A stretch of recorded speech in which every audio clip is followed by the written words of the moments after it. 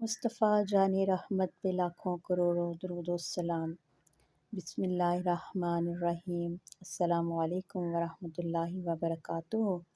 اللہ تعالیٰ ہم سب کے دل کو قرآن کی روشنی سے سجا دے اور ہم سب کی زبان کو اپنی یاد میں مصروف رکھے، اور اللہ تعالیٰ ہمارے گھرانوں میں ایمان، برکت اور محبت سے بھر دے، آمین یا رب العالمین۔ آئیے آج ہم سورہ بقرہ کی آیت نمبر 60 میں داخل ہوتے ہیں۔ یہ آیت اللہ کی قدرت، رحمت اور اپنی قوم کے لیے اس کے کرم کا منظر دکھاتی ہے۔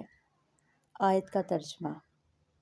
اور یاد کرو جب موسیٰ نے اپنی قوم کے لیے پانی مانگا تو ہم نے فرمایا اپنی لاٹھی سے پتھر پر مارو، پھر اس میں سے 12 چشمے پھوٹ نکلے۔ ہر قوم نے اپنی جگہ پہچان لی۔ ہم نے فرمایا اللہ کے دیے ہوئے رزق سے کھاؤ پیو اور زمین پر فساد نہ مچاؤ۔ تفسیر۔ یہ آیت اللہ کی قدرت کاملہ کا عظیم منظر ہے۔ ایک پتھر پر رسا لگاتے ہی 12 چشمے جاری ہوئے تاکہ بنی اسرائیل کی 12 جماعتوں کو اپنا پانی الگ الگ ملے۔ اللہ جب چاہے بے جان چیز سے بھی زندگی کے چشمے نکال دیتا ہے۔ موسیٰ کا عصا صرف لکڑی نہیں تھا بلکہ اللہ کے حکم کا نشان تھا۔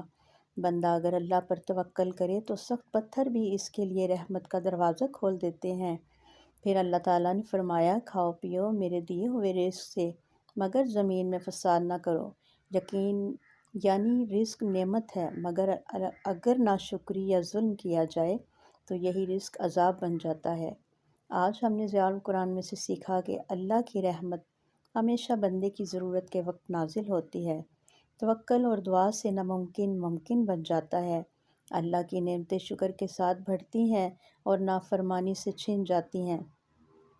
جو بندہ اللہ کی نعمتوں کا احترام کرتا ہے اس کے دل میں نور کے چشمے پھوٹ پڑتے ہیں۔ سبحان اللہ۔ آئیے اللہ رب العالمین سے دعا کرتے ہیں، اللہ ہمارے لیے اپنی رحمت کے دروازے کھول دے، ہمارے دلوں میں اپنے نور کے چشمے جاری کر دے، اپنی نعمتوں کا شکر گزار بنا اور ہمیں ہر فساد اور ظلم سے دور رکھ، آمین۔